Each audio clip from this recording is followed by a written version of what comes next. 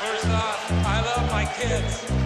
This is Learning to Dad I'm the cool dad. That's my thing. with Tyler Ross. What I do have are a very particular set of skills. I'm gonna have fun, and you're gonna have fun.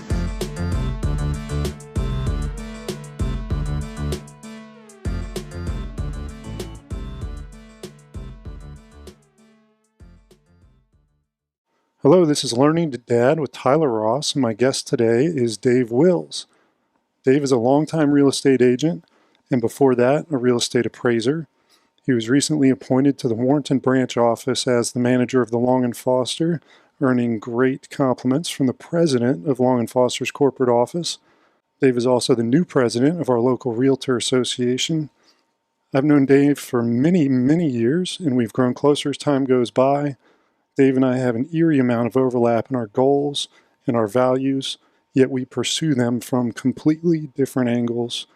It might be fair to accuse me of being a little loosey-goosey, while some might call Dave overly strict, but I admire Dave's work ethic, his unrelenting desire to be better, and most of all, while we don't always agree, his opinion and his willingness to share it honestly. On top of this, I know him to be a very caring, very deliberate father. Thank you very much for coming, letting me interview you. Thank you for the introduction. What I took from that was we're both a little kind of crazy. A certain kind of crazy. That may be what draws us together. But as we're raising children, there's really no right way to do it. So my personal goal is to learn as much as I can from the people that have qualities I admire. People I know that are high achievers in their professional life, their chosen field. People I know that are critical thinkers. People that I think are good dads, and I think you are all of those things. So again, thank you. Thank you. But the first thing I'll start with is just tell me the current state of your family, your kids, what they're doing, what you're doing, your wife's doing, just kind of a brief overview. We're very busy. And ironically, Fran and I joke, our oldest is now married and owns a house and has a great job. And our middle daughter is now off to college. And our young daughter, who I'm sure we'll discuss, Riley, she has special needs and requires full-time care. So Fran is at home with her all the time. We refer to ourselves as quasi-empty nesters. And we thought when Abby went off to college, wow, we'll have so much more time. So much more free time. We won't always be running around to tennis matches and, everything else and picking her up and going to her events.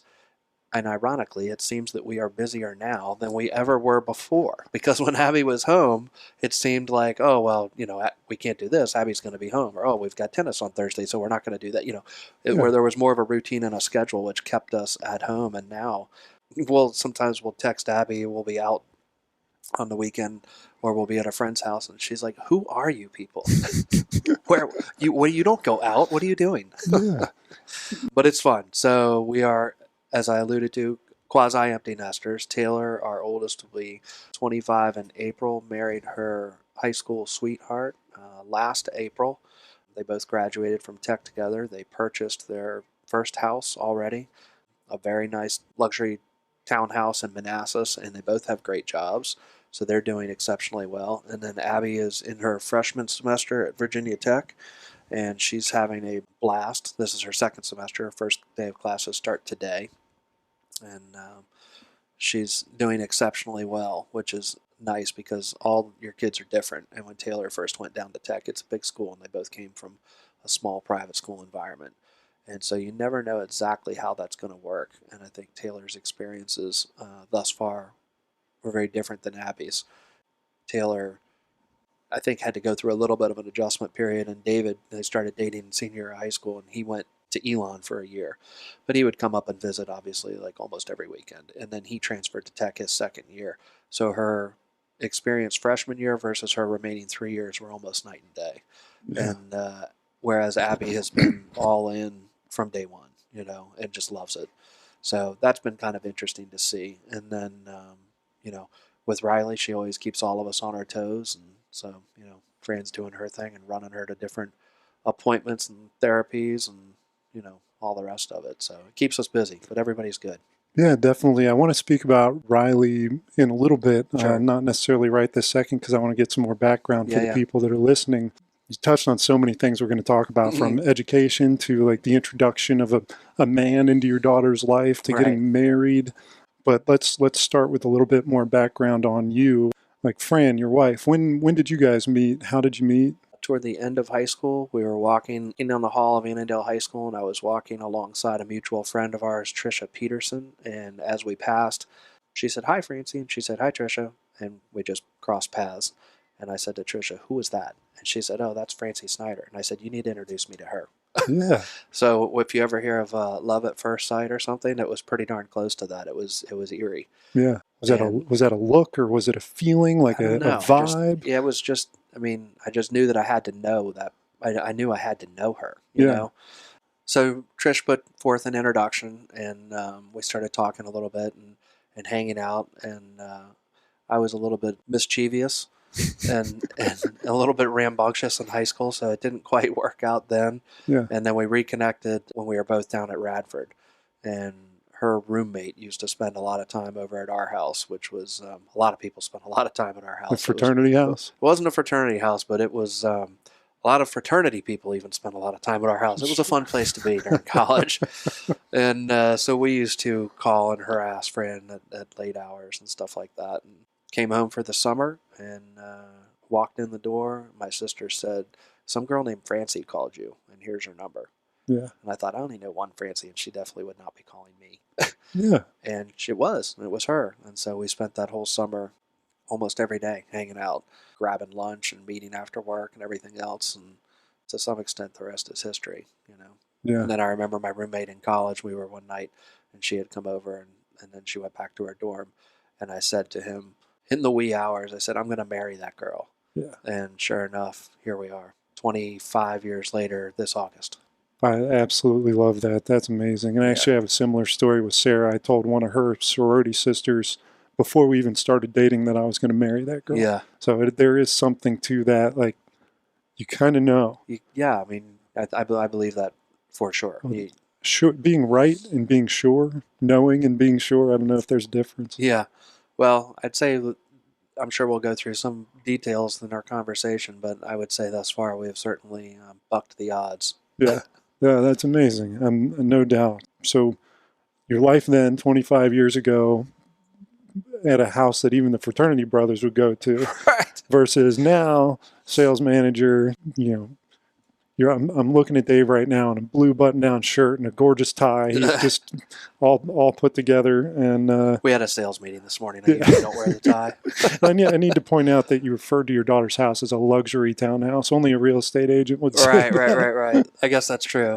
Well, it is nice. It's brand new, and her husband works for Ryan Homes, so it's if you've ever been into a builder's house or somebody who works for a builder, it's got a few extra bells and whistles. Let's put it this way: it's nicer than the house I live in now.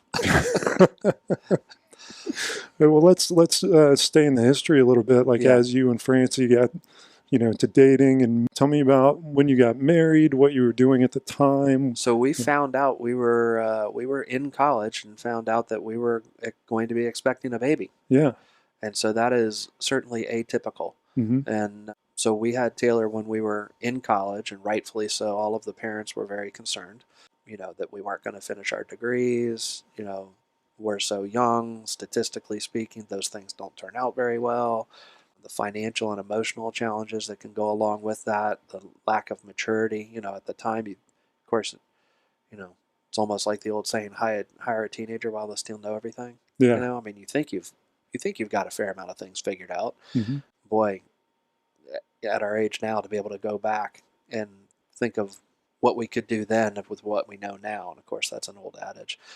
But we did. We both went back to school with our baby in tow, and we both completed our degrees, which I don't think anybody thought we would. Yeah. And then we got jobs. Fran was working at AOL, and we moved back up to the area after about a year working in Roanoke down there after we finished our degrees. Mm-hmm. And then Fran was working at AOL, and I started selling IT to the Air Force with a couple different resellers.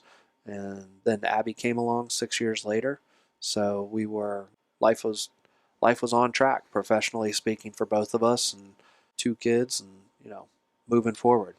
Lots of goals that we thought we were going to be trying to achieve professionally.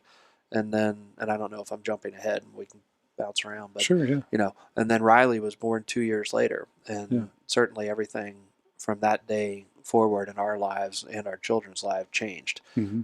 arguably for the better in an ironic way. But in terms of the historical context, Fran no longer was able to go back to work, and then I had to figure out how to find a career where I could make a household income Mm-hmm. by myself Yeah. and be around a lot more. Yeah. Not flying all over the country to different Air Force bases all the time. Mm-hmm. So that was my introduction into the world of real estate as an appraiser, and then evolved into sales. I would share one note with you, which is a little bit of a tangential point. When there are certain points in your life clearly that you'll never ever forget. And for us, when Taylor was born, I'll never forget, we were so young, and I was standing in Fairfax Hospital, and we were in the recovery room. And I remember looking out the window down to Gallows Road. And I remember having this thought, which was, for us, our world, time was standing still. And I remember looking out and seeing all the cars coming and going, and the people walking and getting on and off the bus. And I almost had this, how dare they? Don't they know that the world has stopped? Like, Yeah. this moment in time is frozen for us. And it doesn't take long to just take a peek out the window and realize that life has a way of smacking you in the face with perspective. As much as our world was standing still, just a quick glance out the window and you can see life is just flashing right on by. And for whatever strange reason, I've never forgotten that. And perspective is something that I'm sure will come up again in this conversation, because it's something that I'm keenly aware of every single day. And that's just one example, but anyway. Well, but to kind of piggyback on your point about being frozen in time in that moment, I found that children are like time travel. Yeah. Like, you blink your eyes and suddenly 5 years have gone by. Oh, and yeah. Your kid is however old and totally different.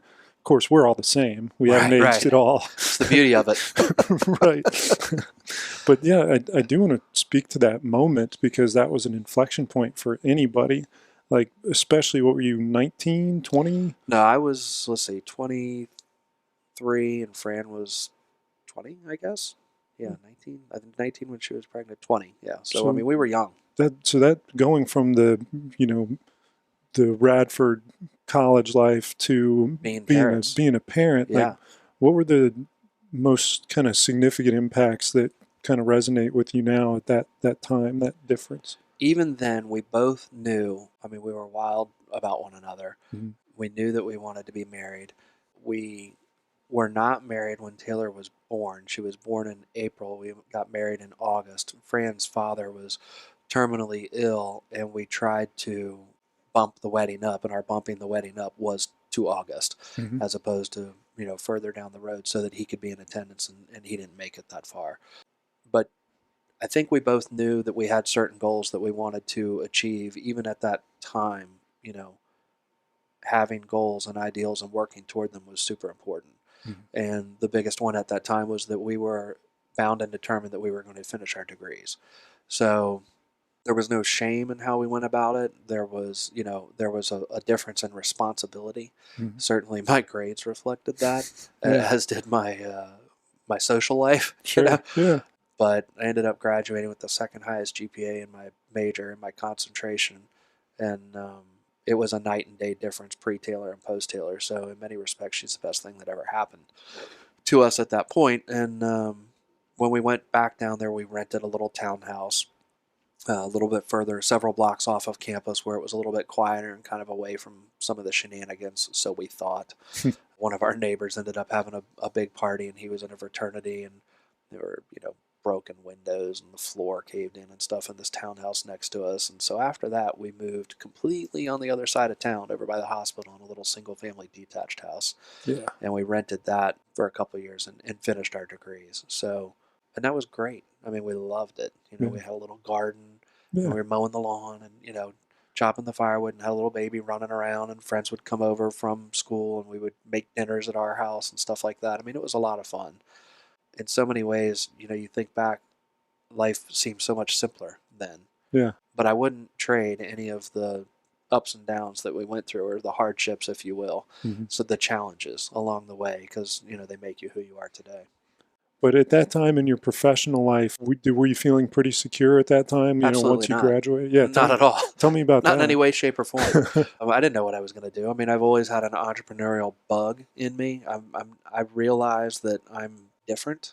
Mm-hmm. Like, I'm not wired like everybody else. I can confirm that for anyone listening. Right. And there's strengths and weaknesses in that, but I think that that's accurate. I mean, I remember being in, I don't know, 6th grade or something, and subscribing to Entrepreneur magazine. I was the kid going through the neighborhood knocking on doors. And I think back, I can't even believe that people let me do this. People being my parents and or homeowners, but I'm climbing on their roofs and hanging over the edge and cleaning out their gutters and raking leaves and mowing lawns, and then that evolved even through college, running a paint contracting business. And I've just always kind of been wired that way, if you will. Yeah. The idea of a ceiling to my opportunities is not something that has appealed to me, despite the safety and security. And obviously that's for a lot of people. Yeah. Doing what we do is not for most people. But no, there was no safety or security coming out of college. When we finished our degrees, several people I knew ended up working with this company called Equinox, which was selling water filtration units and health, products. And it was, by all intents, I guess, what people would categorize as a pyramid scheme, if you will. Yeah. I didn't know that at the time, and I don't really think it was a scheme. I mean, the products were actually awesome in the water filtration. This is back in the day when people thought the idea of somebody paying for water in a bottle was preposterous. Right. So these filters and everything came out, and they were actually really good. Unfortunately, the business model, the emphasis was on recruiting and getting people to buy inventory more so than selling product, which I think is the ultimate downfall in any model like that. Yeah. So no, there was no security, and that was actually gangbusters right out of college. That was wildly successful for a brief time. Yeah. And then it became more of a struggle, and then we moved back to Northern Virginia, where we thought the jobs were and the job opportunities. And that was leaving Southwest Virginia and coming back, quote unquote, home, but having both gone to Annandale High School and been raised on the edge of the Beltway, and then having lived down in Radford for those years, we knew we did not want to come back into the middle of the quote unquote rat race. Right. And so that's how we ended up out here in this area. And we've been out here since 1997, I think, 98. We rented a house in Rixieville on a farm for 8 years, and then we built a house and moved in April of 2005, and we're still there now. That's great. So how is that, this lifestyle, Warrenton, Rixieville, more country lifestyle, different than the way you grew up? That's very different. Yeah. And in mainly all positive ways. I mean, where we lived, typical in a neighborhood, sidewalks and curbs, and we lived on the corner, and a lot easier to get into trouble up there. Yeah. And there's a lot. It's just the congestion, the traffic, the sort of the crime, if you will. And we lived in a good neighborhood. I mean, don't get me wrong. I mean, nice middle class neighborhood. Yeah. Perfectly typical. But going to Annandale High School, there was a lot of stuff that goes on in a big public school like that your parents just simply aren't aware of. Sure. And whether it's drugs or violence, we had gone through a merger right before then at my time when Thomas Jefferson became a Jefferson Science and High Tech School. Mm-hmm. And so there was some redistricting that took place, which impacted the school pretty significantly. Yeah. And there were some pretty tense years there. And, it was a place where, frankly, to some extent, you had to watch your back a little bit. And out here, when you put your blinker on, when we moved out here, people would slow down and wave you over, not speed up and close the gap, you know? Yeah. Out here, half the time, it seems like people don't even, you meet clients, they don't lock their doors or lock their car. I'm not saying that everybody should do that, but it's just a different way of living, Yeah. I only lock my door when I'm in the Long and Foster parking lot. Right. As well you should. But it's just different. I mean, we like it out here, and specifically for raising kids. It's like this is an environment. It's family friendly. Anything we need in DC or Northern Virginia, I mean, we can get to in 45 minutes to an hour. So we have access to all of the benefits of living in Northern Virginia. without having to live in Northern Virginia. And that was something that appealed to us in a big way. And then being able to raise your kids in an environment out here, sometimes they would complain that it's boring or there's nothing to do, but Sure. for us it worked. So that was a deliberate part of your decision making, was this is a superior place in our opinion to raise children. No question. So would you say that your growing up in a more kind of urban environment had any advantages that your kids didn't, and then my next question will be disadvantages? Yeah. So just typical growing up as a kid stuff. I mean, my best friend through high school lived 4 doors down, right? Yeah. I mean, there was Lake Acatink was a park right there. It was probably 9 houses from where I lived on the corner. So we would go ride our bikes around the park all the time, or, the school bus stop was on the corner of my house, so there'd be 10, 15 kids in the corner of my front yard every day. Yeah. That's a little different, So the proximity is both good and bad, I mean, you could sneak out at night and go find trouble if so inclined, or, out here it's, we live on 11 acres in the middle of the woods. There's not a lot of that kind of stuff going on, and I think really, it sounds like I'm being maybe overly negative about our experience or Annandale, but so I'm sure we'll lead into this a little bit, but I think it ties in. So I went to St. Stephen's in basically third grade through 8th grade in Alexandria, and then went to public school through high school. So I had a pretty unique perspective on the differences between public and private school and my local neighborhood and the kids and everything else versus some of the others. So having kids of my own, I wanted to provide them what I thought was the best environment to give them.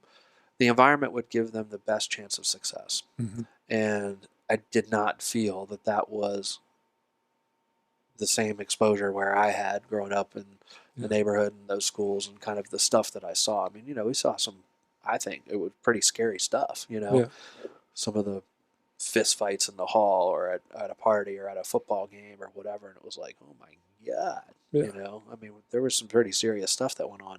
And I didn't want my kids being a part of that. I didn't even really want them exposed to that. Now, ironically, most of the people that I was friends with through Annandale are very successful, and they've gone on and achieved great things and stuff like that. So it's not terrible, but you know what I mean. It's just different. So it was very deliberate that we felt that this was a great place to raise kids.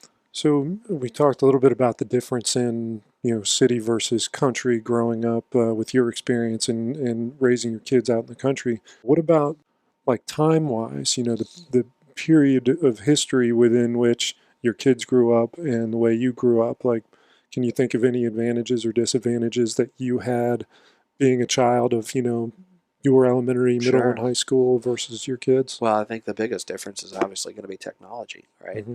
And even little things like I used to try and win I think I was the first one in our neighborhood that had Frogger. Oh, yeah. Yeah. And I won it by selling the most magazine subscriptions. And I did that by just relentlessly going around knocking on doors. Mm-hmm. Can you imagine today? Yeah. That environment? Like, I mean, I'm a father of 3 daughters, but even if I had a son, like, there's no chance I'm sending my son randomly out after school and coming back and after dark doing nothing but knocking on doors. That's crazy. Now, like when I say it out loud, then too? No, I mean, I don't know, was it? I didn't think so. I mean, I wasn't the only one doing it. I was allowed to do it. I did it. Yeah. But I mean, back then it was just like, Lake Acatink, just hop on my bike and go ride all the way around the park in the woods. What's the difference now? Like, why do we not feel as comfortable? Because I did the same thing as a kid, and door to door selling wrapping paper and candy bars and stuff. Well, so I don't want to take the interview down a dark hole of getting into politics and everything else, but I would submit to you that it's a very, very, very different time than we live in. I feel like than when we were growing up. I think things are far more divisive than I ever remember them being. Yeah. I think that there's certainly pros and cons to technology, but I think the biggest thing of all is there's just, and this is an overgeneralization, but in a lot of areas there's a tremendous lack of respect for everything, for one another, for life. When you see the violence and things. Do you think that's related to technology? Well, so I think where technology impacts is the speed with which information can move now is unlike anything we've ever seen before. Mm-hmm. So whether it's people are so quick to form opinions and without facts or without context, and that's dangerous. Yeah. And it doesn't take much of a spark to light a fire today. Yeah. So I think that is a negative consequence, let alone social media and cyberbullying and, things like that. That didn't exist. Yeah. You passed a note in class, right, to the girl that you liked or whatever. Yeah, he'll check yes or no. Yeah, now it's like, some of the stuff that goes on in the texting and it's devastating. And some of that stuff's out there for life. And you get a 6th, 7th, 8th grade boy or girl to send something that can be hugely impactful for them, potentially forever. But on their psyche and everything else, I don't really think that existed when we were kids. Yeah. Did you kids have like iPads and stuff in high school? Are you kidding me? Heck I'm no. just trying. No. Is it because they weren't? It's because smartphone was like we're strange 2007. parents. We're like strict parents, right? Yeah. So no. Tell me about the strangeness associated with it. No, our kids were not spoiled. Well, I would say spoiled, whatever. No, our kids did not have all the latest, greatest iPads and smartphones and all the rest of it. That came later on. It evolved, but we were never on board with the idea of just whatever the latest, greatest gadget was, our kids had to have it. Yeah. Which was oftentimes a challenge for them because, going to a small private school, a lot of their kids had all of that stuff and then some. Yeah. So, definitely. then they would come home and say, well, I want such and such, or how come I can't have such and such? And, because we said so. Yeah. That's why. Actually, that boundary, the relationship, the hierarchy of parent and kid is one that I'm interested to really talk with you about because you've confessed to me that people would accuse you of being overly strict. Sure. So I'd be curious to know your perspective as a parent, what the purpose of strictness is and how you instituted it. Like, what were your, I hate to use the word punishment, but what kind of punishment did you use to keep the kids in the boundaries you expected them to be in? I don't really think we did much in the way of punishment, and it's all about perspective, right? So we don't really think that we're strict until you compare to the way somebody else does something, and then I guess by that standard you might be considered strict. Yeah. We're not a fan of what we refer to in our house as free range parenting. Mm-hmm. And it's to each their own. Everybody raised, do their own thing. Life is not a competition, so it's not a my kid's better than your kid, kind of thing. But that said, if we were to look at the results and the activities and the things that our kids have done versus, some kids that had a lot more freedom and flexibility with the things that they were able to do, to some extent, I might say the results speak for themselves. Our kids weren't into the same types of things and getting into trouble and stuff like that some of their peers were. And they both did well academically and athletically, and they've both continued to do well. They were both very involved in community service early on. They both had jobs early on. As soon as they were old enough to get a worker's permit, they were expected to have a job. Yeah. I realize that's not normal, I guess, and there's a lot of counter arguments to that. I'm sure we would get to this too, but having, and we've told them from day one, so it's no surprise, but it's interesting to us the reaction we get from other parents sometimes. But both of our kids have to pay for their own college. And we've told them that pretty much from day one. And we put both of them through private school, kindergarten through 12th. So that's 13 years times 2 kids. That's, it's 26 years of private school tuition. So we feel like we have given them an incredible foundation from which the world is their oyster, and it's up to them to make the most of it. So we don't feel bad about having them do that. And Abby just went off to Virginia Tech this year with over $20,000 in her checking account of money that she earned. Yeah. Well, she was given $5,000 from the grandparents, so over $15,000 of her earnings. And when I say her earnings, that's scooping ice cream at Cold Stone for whatever $7.50 an hour, That's working the front desk at Chestnut Forks. That's waiting tables over at Harry's. That's babysitting. That's dog sitting. That's, that's doing everything that the kid can do to scrape together her money, and then having the financial discipline to save the money, knowing that she has, tuition to pay for, and 20 grand. I mean, what's that get you 1 year at a public college? Yeah. I mean, some of these private schools are 60,000 plus, a year.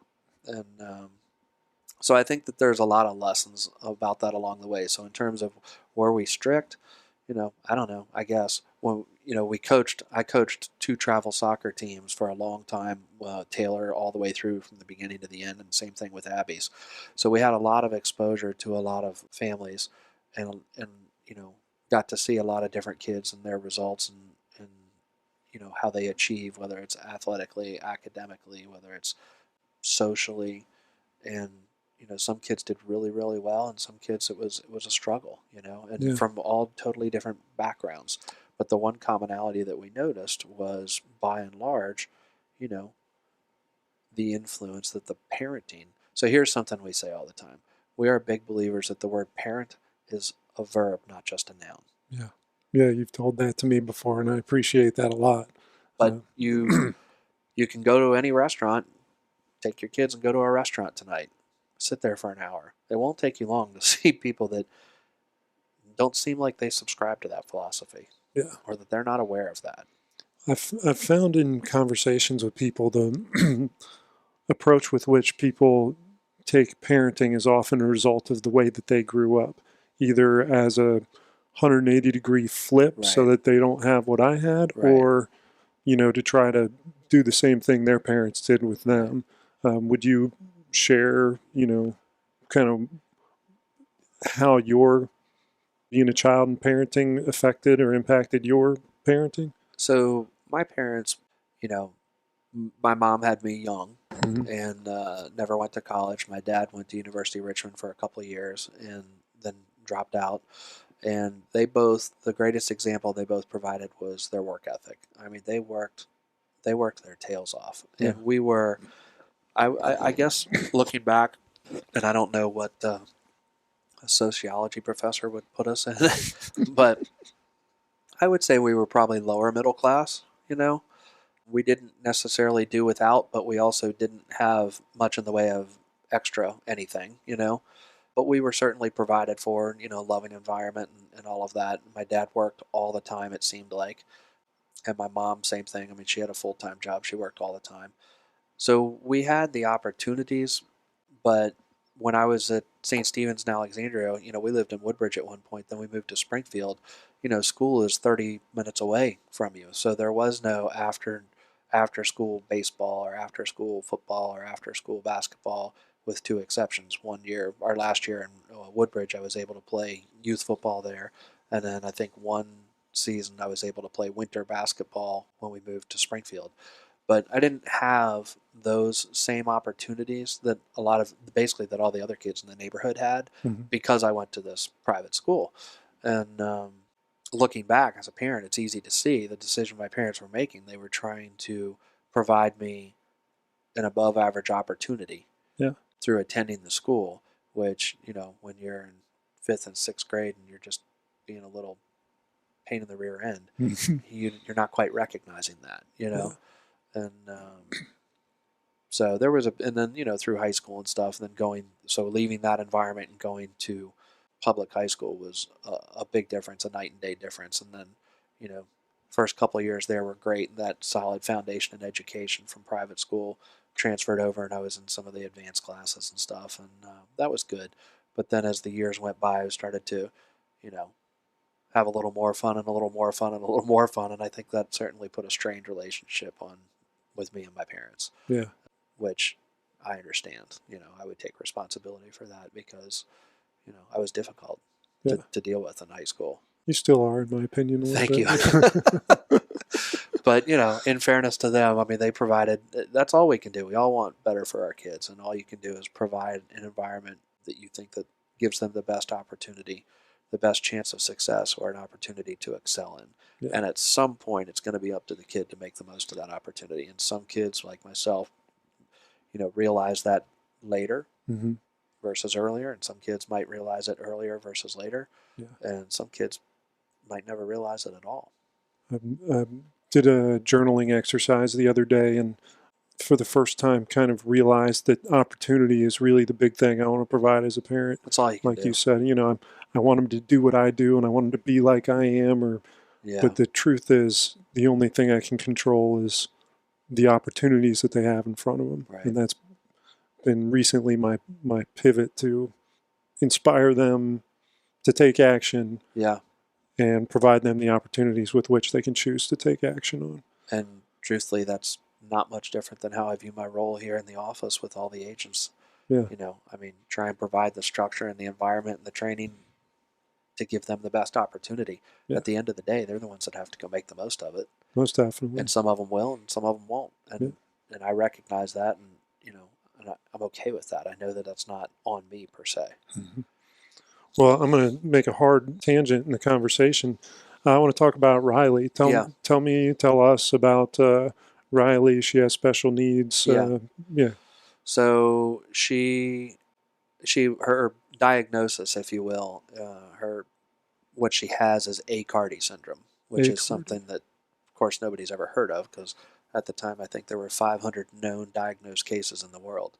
Wow. And it carries with it a host of other issues, namely being ACC, which is a genus of corpus callosum, which means she was born missing the main bundle of nerves that connects the right and left side of the brain.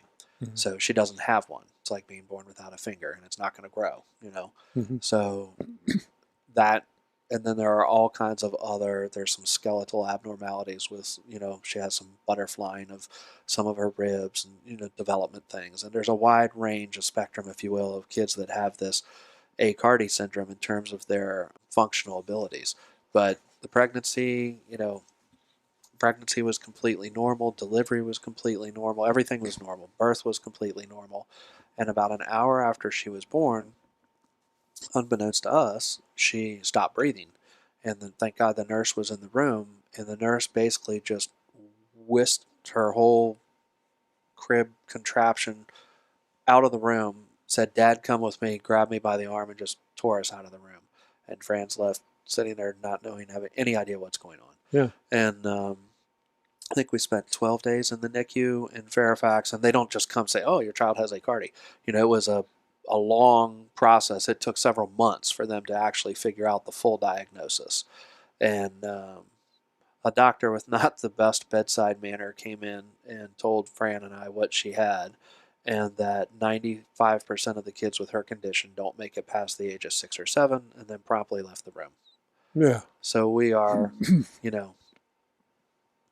left there with more questions than answers, not knowing what we're even looking at. And the worst thing you can do is get on the internet, right? Sure. And play doctor. So of course we did that, because that's a good idea. Of course. Yeah. And most of what you see on there doesn't give you the warm fuzzies. Mm-hmm. So there was a lot to take in and a lot to deal with. But she, when she was real young, so her condition, she's now 16 years old. She'll be 17 in March. She doesn't walk or talk. She really can't use the right side very much. Like, she can't use her right hand or right arm very much. She can use her left. She used to be able to, what we call scooch. She used to be able to scooch around on the ground, and, she does have cognitive ability. She can let you know if she's happy or sad for sure, and she can play with her toys, and she has favorite toys, and there are certain sensory things that she likes, and certain things that really capture her attention. So you learn all of these things, and they have changed. She had a major back surgery because she had scoliosis that, if I showed you the x-ray, doesn't even look like it's human. Yeah. Before the surgery, and they had to put 2 metal rods, to the point where she was so bent over it was starting to crush her organs and affecting organ development. So it wasn't the need for surgery was a critical need for surgery. Mm-hmm. And so they put 2 rods in, and I think she's got, 32 screws and umpteen wires and this, that, and the other that keep her basically straight up. Well, since then she can't scooch around on the floor anymore. Yeah. But she's still, she has her favorite types of toys, which are mainly things that make noise and or that, as I make this everybody can see when I crinkle with my left hand, right? Like this crinkle paper, things that are texture, whether it's different balls, things like that, things that light up. So if you put her bag of toys next to her, she'll reach over to them, she'll knock them over, she'll pick out her favorite, she'll play with them, she'll throw them. Yeah. You put it back, she'll play with it again, she'll throw it again, you know? Yeah. All on her left side. So her, you know, in terms of her ability to function, it is limited. Many kids with her condition are fed through an IG tube. We don't have that, although the gastroenterologist has several times suggested that, and my wife is adamant against that because eating is one of the few things that she can do, and Fran's not willing to strip her of that. Mm-hmm. Now, when I say eating, she eats mashed potatoes Mm-hmm. and like a Gerber strawberry banana oatmeal. Yeah. That's the extent of her diet, and then Pediasure. Mm-hmm. So when I say it's limited, that's her diet. Yeah. And, you know, Fran has to put her in a special high chair thing that we have, and you have to hold her left hand because she always wants to put it in her face. It's like a sensory texture thing. And Fran will have to feed her like you would feed a baby, you know. Yeah. So we refer to her affectionately as our big baby. Well, with Aicardi, you had 2 children on the ground already. I guess they would have been 12 and 6 or something, or Yeah, Abby. Well, no, Abby and Riley are 2 years apart, and Taylor was 8, I think, when Riley was born. I think Abby was 6. Okay, I mean, I'm sorry. I think Taylor was 8, Abby was 2. So for the benefit of anybody who might, during pregnancy or after birth, realize that their child is going to have special needs, Yeah. let's say the first 2 or 3 years, could you kind of help set some expectations on what that does to The or family what it, dynamic. Yeah. So, well, we didn't know, Mm-hmm. right, until after she was born. Right. So I can't speak to what that would be like planning ahead of how we're going to deal with this, you know. Mm-hmm. This is one of those deals, like many things in life. It's, you know, you take it one day at a time. Mm-hmm. That's all you can do. And, you know, you ask Fran something she says, I don't know, you know, I can't think past tomorrow. Like, Yeah. for us, it's literally one day at a time. And there is a certain uncertainty that we live with, knowing that she's, you know, 16 going on 17. Mm-hmm. And that's kind of a weird thing to live with, you know. You can imagine. And Can't. yeah, but you know, so again, that's you do things one day at a time. How did Riley's welcoming into your family affect your kids? Well, Abby was 2, so I don't think she necessarily knew, Yeah. you know, any different. She's always been incredibly. I think it's impacted them both tremendously as they've grown up. But for Abby, she's always been so loving and so compassionate, Mm-hmm. and I don't know that she's that same person without these challenges. Yeah. And Taylor is also very loving and compassionate, but Taylor was a little bit older, so I think there was more of an adjustment for Taylor. Mm-hmm. Abby was 2, so she kind of grew up not knowing any different. Sure. You know, Taylor was 8, Mm-hmm. so she was old enough that it was very different for her, you know, and sure she could probably answer better than I about how, you know, to some extent how that impacted her, but you know, there was a lot of sacrifices to be made by the whole family, just in terms of, I mean, the biggest one of all, you got 2 parents with, you know, career paths and trajectory looked good, and, Mm-hmm. you know, working at AOL, and I'm selling IT, and, you know, you think life's going to be a certain way. Yeah. And then all of a sudden, you know, there are no guarantees, and then you got to figure it out all by yourself, and you got to be around a lot more. Like, Mm-hmm. how are you going to do that? Yeah. You know?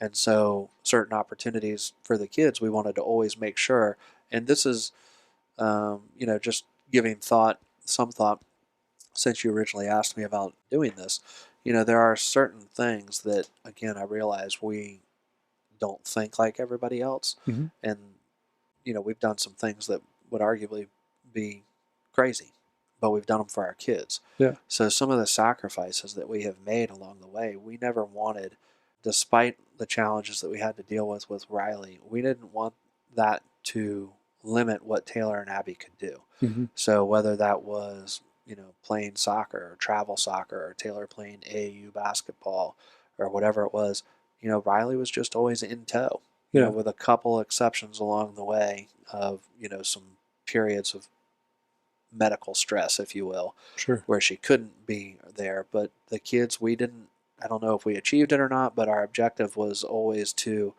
afford them the same opportunities that they would otherwise have in terms of activities and stuff. So we always did that. Now I say that, when Abby's given a speech in high school in the Rice Theater, we're either in the very, very back row, or sometimes Fran is just outside the Rice Theater with Riley in her stroller, and they would put on the little TV so that Fran could watch it too. Yeah. Because we couldn't be in the theater because she might start making noises or acting up or something like that. When we go to restaurants, growing up, we have to, what restaurant we go to and what time we go it's all about what's Riley friendly, what's Riley conducive. So there are places that we can't go with her. One of yours and mine favorite restaurants in town is Claire's. Well, that's not exactly a Riley friendly place, know? So if we want to go there for my birthday, which is in July, we will go early, like when they open, and we will sit on the back patio where we can bring her in and out by the caboose. We can't bring her through the front door. And even if we could, the tables and everything is so close together, you can't fit her in there with a wheelchair. Right. We can't go to Outback on a Friday night at 7 o'clock. Like, that's not an option for us. So maybe we would go to Longhorn at 4 o'clock or 4:30, before it gets crowded. And then even within the restaurants, there are certain tables that we know that are conducive where we can get her in and get her out. So the kids have always grown up with those sorts of, I don't want to say challenges, but an awareness, if you will. And, they're not deprived of opportunities to go out. It's just that we have to do it a little bit differently, you know. But I think that they would tell you, I hope that they would tell you, and I know that Fran and I were very deliberate about it. We did everything we could to try and make sure that they had every opportunity that they would otherwise have, that the impact to them in terms of their opportunities was not going to be felt, or at least minimized to as great as we could minimize it. Yeah. And I think that we achieved that. I mean, we didn't take ski vacations and stuff like that, because you can't do that. That's not Riley conducive. But, I think we've done okay with it. For anyone that you've mentioned, when you find out you have a child that has special needs like that, and it automatically turns your expectations to the future around, I got to believe that was traumatic, in the sense that my life's already kind of planned in my head. Now it's a total blank slate. Yeah. Like, anyone staring at that as a prospect, do you have any advice for somebody on how you kind of manage through that experience? It's a process, and it's a little bit of a reset. And, I always hear people talk about, different life circumstances, and they say, I guess some people say that everything happens for a reason. Some people say all you can do is one day at a time. For us, people will say, woe is me, or why me? Why did this happen to us? And some people would say, oh, well, so-and-so was so great. They never asked why me, why that never happened. I find that hard to believe. Yeah. I think that it's only natural to have a little bit of what is going on and why is this happening. Now, you can't dwell on that. That's not going to get you any farther in the future. I remember we had a health scare with Taylor when she was a freshman in college, and we got a call. They thought she had meningitis, which she did not, but they thought that she did. And we got the call that basically says, you need to get down here right now. And we did what you do, and we rushed down there. Yeah. And I do remember talking to a friend of mine on the phone at that time and just saying, I refused to believe that she had that. Just blanket refused. And they're like, well, why were you so adamant? And I said, because there's no way that God, we already have this challenge. There's no way that God would put that on us. I just refuse to believe it. Yeah. And I don't know whether that's just completely naive or why I felt that way, but I just refused to believe it. So I guess I try and tie that back into what would parents do. Trying to figure out why me is pointless. It doesn't matter. It is what it is. It's one of the things that I've learned kind of as I've gotten older, professionally and personally, that has been a great asset to me, is trying to focus on that which I can control and not that which I can't control. Right. So Fran and I can't control that Riley was born with the condition that she's born with, but what we can control is what we do about it or how we handle it. Yeah. That's within our control. So I would encourage any parent who has a child with special needs, focus on that which you can control, and then take it one day at a time, and you do the best you can with it. And it's not, there is no blueprint, and there's no right or wrong per se. I mean, you do what you think is best for you and your family and that child to, continue to give your family unit the greatest chance of success, and to do everything you can for that child along the way.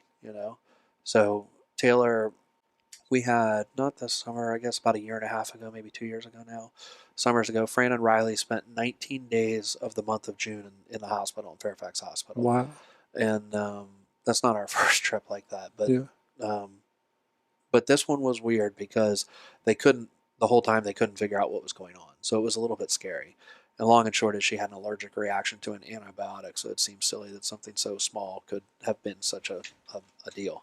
But anyway, where I'm going with this is, unbeknownst to us, Taylor during that time took it upon herself to apply for a Make-A-Wish trip for Riley. Yeah. And so our family vacation last summer, I say vacation in quotes because it's not what we planned for a vacation, but it was fun. It was cool. We went down to Atlanta, Georgia, to the Georgia Aquarium, because one of the things that we have discovered through time is that Riley loves aquariums. Yeah. She loves, you can wheel her right up to the big tank, and she will just sit there and watch the fish and the sharks and stuff go by. You could leave her there for hours. Yeah. She's mesmerized by it. So the Georgia Aquarium is the second largest aquarium in the world, and they have this tunnel that goes underneath and everything, and you're just basically in the middle of this tank.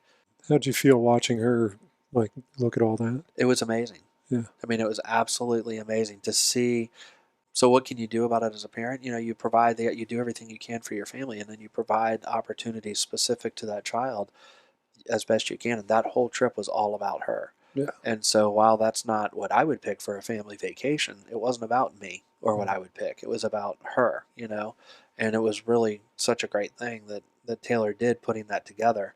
And it was amazing. I mean, the pictures that we have and everything, I mean, she is absolutely in awe. Yeah. And so the girls are already plotting to try and do like a big 18th birthday party for her. And they said, oh, we should have it in an aquarium. And one of the cool things is, I mean, it's the second largest aquarium in the world, so it's kind of a big deal. And because it was through Make-A-Wish and everything, we were able to go, I think it was for 30 minutes or maybe an hour before they opened, and have special private tour and private access, like this whole bubble tunnel thing. We were the only ones in there for like a half hour. Yeah. And it was really neat. And then we did, stuff the rest of the day. We had seemingly strangers coming up to us. They were divers. Oh, yeah. They were in there feeding the animals, and they were like, oh, you guys were the ones down in the tunnel this morning. We saw you. Oh, she looked like she was having so much fun. That's wonderful. And she was laughing, and the look on her face and everything, and the pictures, they say a picture's worth 1,000 words, and I'm sure you saw some of them on Facebook and stuff, but the pictures of her during that trip and during that time were unbelievable, because there are certain things that don't do a lot for her, Interestingly, with her condition, so I said that she has seizures every day. So the slightest thing just can send her into a seizure. Yeah. If you're at a restaurant, somebody drops a plate. If a quiet restaurant, somebody drops a plate, or even drops a fork on the table and it hits a plate, that can send her into a seizure. Wow. If we pick out a frying pan out of the cabinet too loud and it jostles the other pans, that can put her into a seizure. Yeah. So we are conditioned to where Fran and I could be at a restaurant and somebody drops a plate, we both kind of cringe. Sure. And it's like, ugh, because we're so conditioned about that. Yeah. Interestingly, white noise. So if we're in a busy restaurant where it's really loud and there's people everywhere and somebody drops a plate, that won't even impact her. Yeah. Because she just, it's not a startling noise. So we took her when we were in Atlanta on this trip to Georgia Aquarium. We took her to an Atlanta Braves game, to a professional baseball game. Yeah. And we were apprehensive about it. No, she doesn't, no cognitive ability to follow the game of baseball. Sure. But, we used to take her to Highland basketball games and stuff like that. Sometimes we'd have to cover her ears with the buzzer or warn her that the buzzer was coming by making noises ahead of time so that it was more like white noise. She loved it. The sounds, the ballpark, the fireworks, the big screen, all the lights. She thought the beer man was hysterical because, it's a handicapped seating. The guy's coming up and down the stairs, and she's at the top of the stairs on the right-hand side. And every time he would yell, "Bear man, bear man," like she thought that was funny. So she's laughing and having a great time. So it's interesting.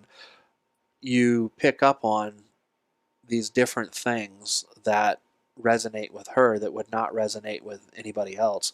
And, you try and highlight those, and you try and make those things available to her. Yeah. And, but it's very different, the motivations and stuff are very different. And then, we just took Abby back down to school this weekend, and we went to a basketball game at Virginia Tech Wake Forest game.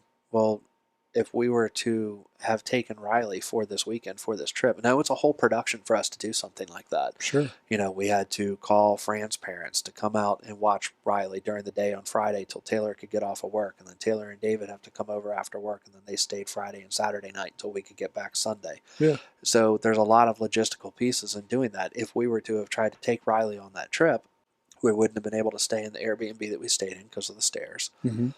We wouldn't have been able to sit in the seats that we sat in at the basketball game because they're not handicap accessible. We would have had to have made special arrangements through the athletic department to get handicap seating. And Yeah. oh, by the way, whenever you can get handicap seating, you're only allowed one accessibility partner. Mm-hmm. So we were a family of, in that case, there was 3 of us down there. If Riley was there, it would have been 4. So that would have meant one person would sit with Riley, and then 2 other people would sit over in these other seats wherever you could get them. Yeah. So there's just weird things like that that you need to consider that you would not otherwise have to consider. For us, it's our normal. Yeah. And Let me jump in real quick. I want to ask another question for the benefit of parents. Are there like communities of parents of special needs that can relate to each other and talk to each other? Like maybe when Riley was first born, did you get introduced to other parents of children with Aicardi? A little bit. I mean, Riley's condition, Aicardi, is so rare, that it's very few and far between. There was a specialist that, ironically, was in Fairfax Hospital.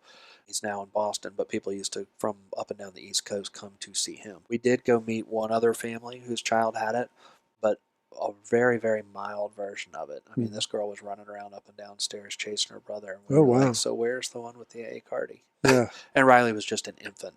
Was that helpful nonetheless? It was interesting because it was so different than where we were. But again, she was an infant. Mm-hmm. In our case, I don't know if false optimism is the right word, but you almost thought, well, maybe she could be like that someday. Yeah. Well, Riley's never going to be that, like that level of functioning. What would you recommend to special needs parents? That would be something to help them reconcile. We really haven't done a lot of that. There is an Aicardi conference each year. We've never gone. Fran doesn't do much in the way of like support group type stuff. I mean, there are certain services available through the county or whatever, and certain programs that Riley's in where there are certain mandates where somebody will have to come for a house visit once a month or whatever, things like that.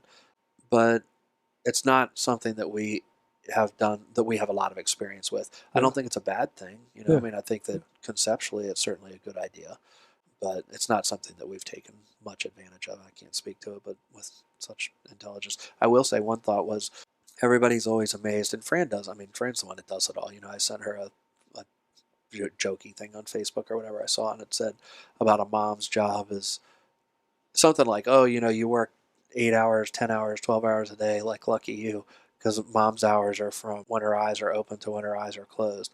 And Fran replied back, and she said, and in the middle of the night. Yeah, these things are true. Right, because Riley will still get up in the middle of the night sometimes crying and stuff. Yeah. And it is true. And so Fran is the one that does everything, for Riley. I mean, really. And so people always say, I don't know how you guys do it. I don't know how you guys do it. And there was a time when, I don't want to say Fran took offense to that, but she didn't like when people would say, I don't know how you guys do it. Because in her mind, it was like, how do you not do it? Yeah. I mean, that's just what you do. Yeah. And so I bring that up because that's our norm. Mm-hmm. And so I think any family dealing with anything like special needs or having a child with special needs, is it different? Yeah. Is it impactful? Uh-huh. Mm-hmm. But it becomes your norm. Yeah. Like anything else. So for us, that's our norm. Even people looking at you funny when you're in the store, when we're pushing Riley through the stroller, and Fran's gone through several iterations of strollers, and they always have to be red because she says we're known around town as the red stroller. Oh, is that? So whether it's on the Greenway where we're walking, or at Athey, or at Safeway, or at Walmart, or whatever, we're known as the red stroller. But you even get used to the looks that people give you. Yeah. Because people look. Yeah. Especially little kids. I mean, little kids, they stare, and because it's not computing to them. Sure. Why Yeah. is this teenager being treated like a baby, Mm-hmm. or have a binky clipped to her? Yeah. That kind of thing. Yeah. But for us, it's our norm, so we just, you get used to it. I've always known you to just do it. Yeah. There's no. What's the alternative? Well, another hard pivot. Yeah. Let's get into some super short answers, and Yeah. then we go super, super short answers, and like a kind of a lightning 42. round. Like that. I'm not. Am I supposed to give the answer in a question? Okay. So, is there something about your kids that you're proud of? Oh, just about everything. Yeah. What is something you're particularly proud of? Both of their work ethic. What is a milestone that you've had as a dad that pops into your head? A milestone as a dad. I would probably have to say Taylor's wedding was, certainly a milestone as a dad. I mean, as a father of a daughter, Yeah. that's a day that you always see off in the future. And then, so not only, really, I guess that's the one that jumps out, because not just Taylor and getting married, but the entire event, and seeing Abby's participation in that as a bridesmaid, and seeing her give her speech, and seeing what Fran did with Riley and how she was done up and how she was able to participate in the ceremony and everything, and it was pretty cool. So with that in mind, from raising your children to now them being, more or less adults, particularly Taylor, married in a luxury townhome, Right. has your role to Taylor, how do you see that changing, your role as a dad? I think that I think that you become more of a friend. Yeah. And more of a consultant. That's not the right word, but it's less parenting and more just discussion. Consult is probably not the right word, but that's the word that comes to mind. Yeah. So when there are big issues, whether it's promotion or job or a problem she's having at work, or when they were going through their house stuff, and just whatever. Like guidance or counseling? Yeah. It's just talking things through and trying to point out the potential pitfalls or the pros and cons, and how to analyze a situation, looking at the pros and cons, and just longer, deeper talks probably. We spend a lot of time together because we go down to the football games and stuff like that. So we'll be tailgating, or we went to the Military Bowl in Annapolis, and she and David and I probably spent 2 hours sitting by the fire, just talking. That's wonderful. I think that's Richard Branson. I think it was Richard Branson said, "I will have succeeded as a parent if my kids like me when they're adults." Right. So they have fun too, because they don't want to admit that their dad's cool. But we have fun. I'm a cool dad. We dance in the timeouts in the stadium and stuff like that. Yeah. Sometimes we're like, "Dad, seriously." What's an attribute of yours as a father that you're proud of? I would probably say work ethic. If there's one thing that I could, we could point to all kinds of highs and lows, and we've been through them, financially and professionally and everything else. But through it all, I don't think that anybody could say that I didn't work my tail off. Yeah. And I think that above all has hopefully served as a great example to them, that you're going to have highs and lows, you're going to have challenges, and the best advice I could give them is to just work your way through it. You don't have to be the smartest guy in the room, and if you are, you're in the wrong room. Love that. But, if you can work harder than everybody else in the room, you're gonna make it wherever you're trying to go. What are 3 adjectives you would use to describe somebody that might be a super dad? Certainly loving or caring, Mm-hmm. to some extent ambitious, and it's more of a phrase than an adjective, but I would say, having integrity. Great. Like, it's great to have the work ethic, it's great to have the ambition, it's great to do all that stuff, but if you do it without integrity, then I would submit to you, you've defeated the whole purpose. You've done the opposite of what you hope to achieve. What are some things, or what is one thing that's on your not to-do list as a dad? Well, I don't think you ever want to let your kids down. I don't know, that can take many shapes and sizes, but no matter what, as a father, you don't want to let your kids down. What gift would you give to all the dads? If you could give a gift to every dad on the planet, what gift would you give them? Like a Like a material gift, a physical gift, a piece of wisdom? Wherever your mind goes. Well, you know I like to read, Yeah. which unfortunately I haven't had as much time to do. I think that I would, and I've said this to my daughters because I give them these books or I suggest titles to them, and they're like, whatever. But ironically, Taylor's in a book club, and she'll say, "Do you have a copy of such?" Matter of fact, I do. I do. That's and I right. read it. Smarty pants. I would be inclined to say my collection of books. I said to them, if something happened to me, that they, instead of fighting over who got what collection, to take some of the money and replicate the collection, they could each have a full collection of all the books I've read. Well, that's a great segue into asking you this question. If your professional and parent life was a book, what's the name of 2 or 3 chapters? Get Back Up, Mm-hmm. because you're going to fall. Yeah. But Get Back Up would be one of them. Probably See the Future would be another one, about looking forward and having goals and goal setting. Yeah. And then I would have to have one, not to borrow the phrase from Nike, which is also a great book on that I should tell you about. But at some point, you've just got to do it. Yeah. So probably just do it.